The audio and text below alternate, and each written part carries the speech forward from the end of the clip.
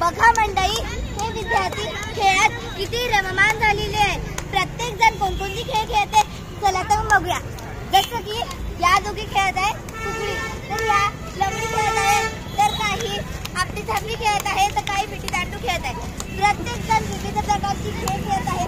प्रत्येक जण विविध प्रकारचे खेळ खेळत आहे. मंडळी, आम्हाला आमचं बालपण परत हवं आहे. आम्हाला आमचं बालपण परत हवं आहे.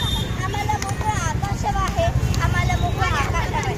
मग चला तर मंडळी, चला तर मग जाऊया मोबाईल आणि नंतरच्या काळात.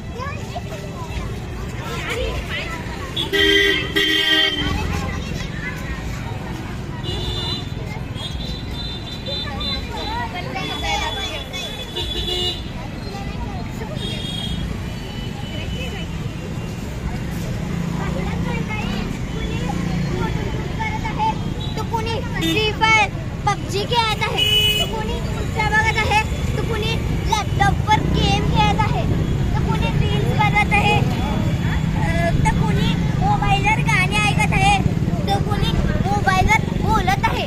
प्रत्येक जण आता मोबाईलमध्ये बिझी आहेत. प्रत्येक जण आता मोबाईलमध्ये बिझी आहे.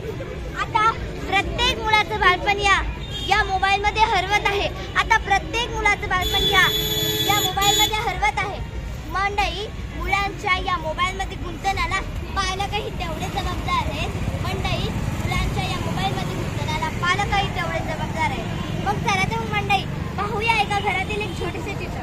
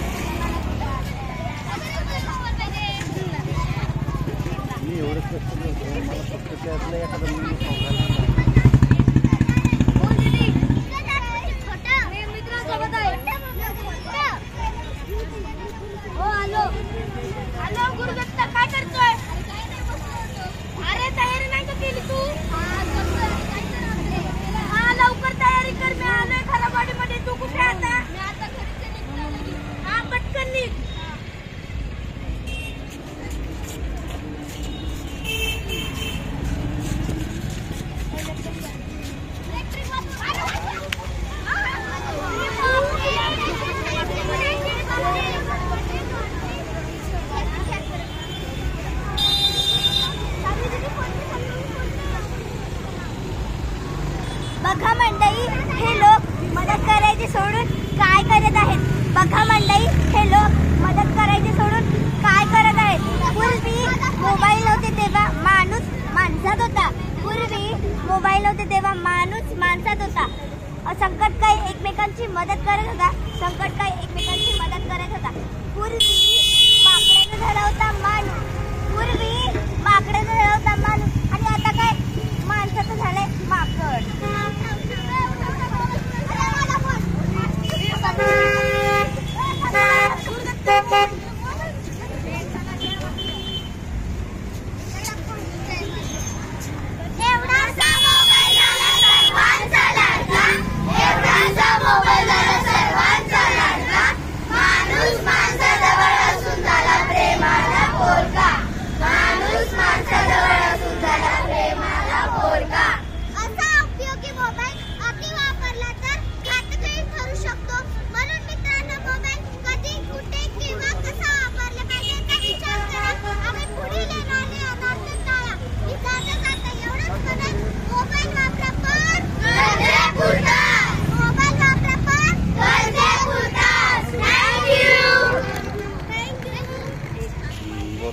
खूप छान प्रोजेक्ट आहे तुमचा. म्हणजे आज लहान मुलांना खरं ही गरज आहे. मोबाईलने पूर्ण वाचन संस्कृती हरवून टाकलेली आहे आणि मुलांना मोबाईलऐवजी जर पुस्तक हातात दिलं, आईवडिलांनी पण त्या गोष्टीकडे लक्ष दिलं पाहिजे. प्रत्येक मुलांना ते मोबाईलचे पासून दुष्परिणाम येतं. टेक्नॉलॉजीमुळे काय झालं, मुलं एकाकी पडले. तर प्रत्येक माणूस एकाकी पडला. ह्याच्यामधून बाहेर निघण्यासाठी मुलांना मोबाईल शिवाय कम्युनिकेशन, वाचन संस्कृती, एकमेकांबरोबर बोलणं, मैदानी खेळ ह्या गोष्टी पालकांनी शिकवण्याची गरज आहे आणि शिक्षकांना पण सहकार्य करणं अपेक्षित आहे. काय भाऊ, मला धन्यवाद.